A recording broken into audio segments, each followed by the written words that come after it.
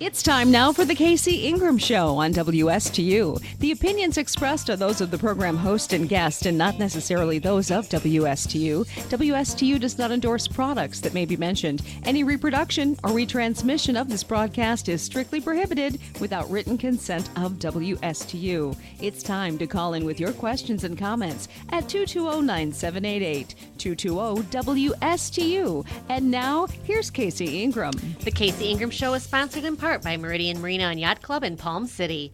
Meridian Marina and Yacht Club is located on the banks of the St. Lucie River in Palm City and is the premier marina in Martin County, focusing on excellent customer service so you can enjoy your boating lifestyle. Meridian Marina offers concierge services, yacht club amenities, sales, and service surrounded in a lush tropical setting.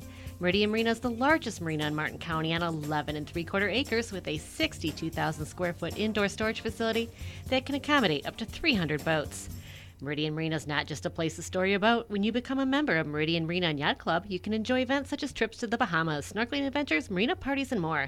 Check out their events tabs at meridianmarina.com for more details. You can also try out their great service department that is open 6 days a week from 8 to 4. Call them up at 772-221-8198, 221-8198, or visit them online at meridianmarina.com for more details. At Meridian Marina, we do all the work so you can enjoy your boating lifestyle. Also, the ABC's Alliance for Better Community Schools would like to remind you to vote yes for an appointed superintendent on November 6, 2018. Let's hire a professional, not a politician. So in the studio this evening, we have a couple topics we're going to be talking about. I think a lot of things are happening in the world today, but, you know, something that impacts us all here in Martin County tremendously and on the Treasure Coast is our Indian River Lagoon. And I have with me Kenny Hinkle, who is a co-founder of Bull Sugar, as well as you sit on the board. You're vice president, I believe. Vice president of the Rivers Coalition Defense Fund. Defense Fund. And also on the board of directors of the Indian River Keeper. I'm the president of that. So there you go.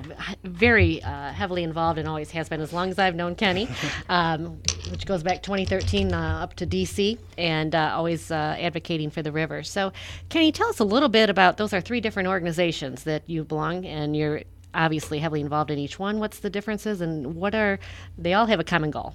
Well, we'll start with the Indian River Keeper. We're in charge of protecting, as a community watchdog, the entire Indian River Lagoon, which starts in Jupiter and goes all the way up to Brevard County, 167 miles. So there's a lot of different issues in different areas of the lagoon. There's a lot of septic tanks up to the north that are causing brown algal blooms. We have the Lake Okeechobee's discharges locally that causes the blue-green algal blooms, and Jupiter gets a really good flush, so they're not bad. Right. They're lucky, yes. right, compared to the rest. But the fish kills up in Brevard County, they're starting to worry about them again already. Yep, they're already starting. So we try to monitor all that and do all that, and at the same time, keep up with everything that's going on around the community. Which is always tough to do. So the Rivers Coalition Defense Fund, we represent 93 organizations in the Treasure Coast area trying to stop the Lake Okeechobee discharges. Which that has been around a long time. I know Leon Abood very well, a good friend of mine as well, and he started way back in the late 90s, if I remember. It's 98. 98, yep, yes. 1998. So this has been going on a while. It's been growing every year, and voice has gotten stronger. The more people you represent, the more powerful your voice. We've gone toe-to-toe with sugar. Yes, you have. And had some fun doing it. And absolutely, and the whole thing is making progress. And right, we're going to talk about that because I think we have. And also River Kids are involved under that umbrella. River Kids are great under that umbrella as well. You start out teaching them young. That's absolutely right. They have a more powerful voice than the adults sometimes. They do. Most of the time, I have to say. Yeah. I think adults will actually listen to them more. Right, so. right. And then finally, Bull Sugar. Bull Sugar, we started out to try to change the narrative that U.S. Sugar and Florida Crystals were putting out there about the discharges and how it wasn't their fault, and they were great people, and they were they were trying to do everything they could to help and clean the water, and how the water coming off their fields was cleaner than the rain. I mean, there were some ludicrous statements. So we started out to try to change the narrative to the truth using science and facts. So that's what you do with really all the organizations. You try to bring in the scientists and bring facts, present it to the public. Right. And Bull Sugar is actually a very large organization now. They are. It just started 2 years ago, am I right? It started in 2014. Oh, no, 4 years ago. Right. Boy, does time fly when you're having fun. So that's wonderful. And I'll tell you what, today I had the opportunity, Senator Negron had us sit down, and I don't know if you even had a chance to see it, Kenny, with the T.C. Baum editorial board. And he was talking about a lot of things that have happened while he was Senate president. And I would think everybody is very excited about what has happened. We always want more, of course, but this is a huge step in the right direction. Well, I can tell you this: in 2013, I remember when Senator Negron said we don't need any storage south of the lake. And look at today, On we camera, have it. and it's because of him. Yeah. Yes, it is. It is. He said that they got 120 billion gallons of storage south of the lake per year now with this project that he was able to get through the legislature in Tallahassee. $800 million is committed through the state of Florida. We need matching funds from federal level yet, and they still need to authorize the funds for that. Also working on projects on the Tamiami Trail that'll allow more water to go south. Raising So the Tamiami will help the water flow underneath easier. Yeah. It's huge, isn't it? And the project is less than a quarter of the size of the original proposal, but he said that project, the reservoir project, along with the Tamiami Trail and some other projects, are going to be approximately half of the normal discharges can be avoided. Going east and west, they'll go south. But you have to remember that half is on a 30-year average. Okay. That doesn't include heavy The big rainfall events. years. Yeah. big Now it's down rain to about events. 7-8%. Which just- you just right. It's a couple weeks. It's always that's not a whole lot. it's not a whole lot, but it's better than nothing. It's better than what we had, Well, and it was a big fight. Yeah, it was a big fight. And Brandon Tucker on the governing board of South Florida Water Management District came to the Rivers Coalition and spoke with us, and he said, we need to just get something done. Yeah. I think a lot of us are still thinking we need to get something done right. Right. Well, you do have to get it done right. And, it was done wrong, back in the late 20s, early Right, 30s when they right. started digging the canals to the east and west. So, But it is something. A lot of environmental groups are remaining neutral right now. Some are on board completely and endorsing it. I don't think you're going to have anybody speak out against it, but there's some groups that aren't speaking for it. okay. Would that be? I- Where does Bull Sugar stand? I'm for not example? officially part of Bull Sugar anymore. Okay. I left over a year ago, but their official stance is they're staying neutral on it right now. Okay. Sierra Club's staying neutral, Okay. and I believe the Indian River Keeper is going to stay neutral too. We just haven't met on it yet. You got it. And what about the Rivers Coalition Defense Fund? We have our meeting coming up on Thursday. Okay. So everybody's find out, yeah. So either they're going to be neutral or Or on not. board, There right. you go. That's right. One way or the other. And you had brought up some good statistics on how big the Indian River Lagoon is. There's over 1 million people that carry their businesses along the lagoon, and it's estimated to be about a $3 billion economic impact to the area. So, it's hugely important to everybody. And I've always told you there's been a lot of voices that have different ideas on cleaning the water, and I think everybody has a voice and has a purpose, and all these voices together have really helped move the peg or the measuring stick on getting involved, getting funding, and having projects move forward. And as you just stated with the water moving south, Right. a few years ago that wasn't talked about. Nobody here, would even think about it. Yeah, and here we have a project that's going to and start then, moving yeah. it south. So. That was What- great. what's Locally, we next? can do a lot of things. We can, Florida Oceanographic does some wonderful things with the reef balls Mark Perry, and yes. bagging oysters and restoring seagrasses, and we can do all that. But when they dump 250 billion gallons of fresh water on it, it feels like such a waste of time and frustration. But you got to keep doing it. Well, and you're absolutely right. And Kenny, those oysters are a natural cleaning system for our water. Exactly. And when they're destroyed, there goes our filtration system. And every time, as you said, we get that natural freshwater discharge, it kills all those oysters. Right. So. Even if it was pristine fresh water, it could be spring water. right. It would still kill the oysters and the seagrasses. Kills our ecosystem here. So, Right. absolutely. What's next? You're on the the Rivers Coalition Defense Fund. What's the next project for them? What are they looking at? Try and maybe establish some endangered species to protect them through the Endangered Species Act. There's various lawsuits we're trying to find without giving away too much information, Right. but we're looking into a lot of different things. One of your board members I know that sits on there is very, very smart and very read up on those issues. So I remember seeing a map, and Kenny, maybe you can expand on it a little bit. I wish I had it to show everybody, but there was a map about, I think it was just endangered species or the protected areas of Florida, and it was almost all around the state except for the Indian River Lagoon, the inlet here in Stewart. Right. Where the discharges happen. Dr. Grant Gilmore is looking into some of the this fish, any local fish in the area. We do have some indigenous solely to the St. Lucie River. Wow. So if we can establish that and get it through, then maybe Yes. we could have a shot. Yes. Well, and all those things But are that needs highly funding. important.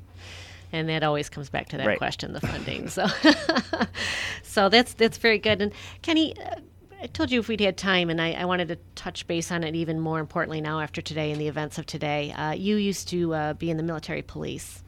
And when you first contacted me, you'd show me a beautiful picture of your daughter. You're a parent, and she's in high school. So these recent shootings are deeply personal to all of us that are parents. But when you have a child in high school that's of the age that's having to deal with us, it's more than personal, really. It really touches your heart, and because that could be your kid, you could be running to school to find out if they survived or not. That's right. You relate to it all too Right. well. And today, folks, there was a teenager that took a gun to school up in Maryland, and he shot two of the other students who have survived at this point. And one of the reserve officers, sheriff officers, came in and they think he killed him. Somehow the child was shot. But, here it is, even after Parkland, and as terrible as it is, a couple weeks later, down the road, a gun made it into the school again. Kenny, I know you're very much an advocate against guns being at the school. Where do you see a solution? I mean, what do you like to see happen? I'd like to see a ban on all assault weapons, first off, and large magazines. Maybe a little more gun control or enforcing the laws already in the books would be great. I don't think we need to arm teachers. Yeah. I don't think a lot of teachers even want to be armed. And then, we already had a resource officer, I think it was like a month ago, that had a third grader pull his gun and shoot it. Oh, So yeah. And that's the scary part about the it. more weapons you put in school, the more incidents you're going to have. And it is one of those things. I understand, people are desperate right now looking for an answer. And you think about the teachers, would have they been able to do something had they had a gun? And I understand that argument. But on the other hand, you just brought up an instance where a kid somehow got a hold of that gun. And Right. you worry about those things happening where I think most teachers are there to teach. And, God willing, that's what we want, is for the teachers to be in a school and they don't have to worry about protecting the kids, because the kids and themselves are protected. It's getting to that point is the tough part. Rebecca Negron on the school board had a town hall meeting a couple weeks ago, and one of the members on the board was the assistant chief for the U.S. Marshals. And he talked with him a little bit, and he had talked about maybe having a system like you have at courthouses, where you have secure areas that can be locked down with a control room. So if somebody somehow should get into a school, they can't go from corridor to corridor. They can't enter all the schoolrooms. They get the doors locked, and they're bulletproof, so Right. they can't enter. I mean, that it sounds like a great idea, but when the kid comes in and pulls the fire alarm, those doors aren't going to close. well, that's got to be, they have a control room where they have cameras. That's what he was saying. I mean, that probably could Right. happen in a courtroom, but then they could see it and, Right. and know what was happening. Right now, it's just everybody's sitting ducks. It's just a very fearful thing. It truly is. I don't know how you can really harden schools. Yeah. You can put the bulletproof glass on the doors, but when you got a kid that comes in and pulls a fire alarm and sends them all out into a corridor, what are you going to do? You try to Right. get them back in and lock the door, and these doors lock from the outside? It makes no sense, right? Right. I mean, it's not set up at all for the safety of the No. kids. I mean, they're No. sitting ducks. So How are we going to harden schools? You're going to put a couple of bunker sandbags out front with a couple of tanks and and it is. I know it. It seems, what do you do? I agree. Right. It's a very tough conversation. It's going to cost money. What are we going to do? But we have to do something. I think first off, we address guns and access to guns. Mm-hmm. When you can go to a gun show and walk away with anything you want, we have a problem. Oh, I think that the gun show issue is something that needs to be addressed as well. Everybody should have a background check with guns. And do you agree with this session up in Tallahassee, the laws that were passed? They have, now an age limit of when you can buy a gun. I would have liked to see an assault weapon Right, ban. right. But yes, Right. moving it up to 21, I think is good. And people talk about 18-year-old soldiers going off, to Afghanistan, but they're trained. Right. They get a lot of training before they go over and get to hold a weapon in combat. They do, and I think we have to look at too. I mean, I'm a big Second Amendment supporter as well, but do we really need that type of gun? And that would be the AR-15, which doesn't stand for assault rifle. I know No. that, but still, what do we need that for? I come from a rural community, and myself, I don't know that I necessarily agree with the age limit, because I went to school with kids that hunted, and they Right. had, and it's one thing to. I started hunting at 13. There you go. So there's one thing there, and those kids are responsible, but there's another point to be had on what kind of gun people own, and I don't know why you need an AR-15. I just don't, or bump stocks or No. that kind of thing. So that's just Weapons that are designed for killing people Yeah. are used for just that. It They're is. toys Yes. to make people have fun with them. Right.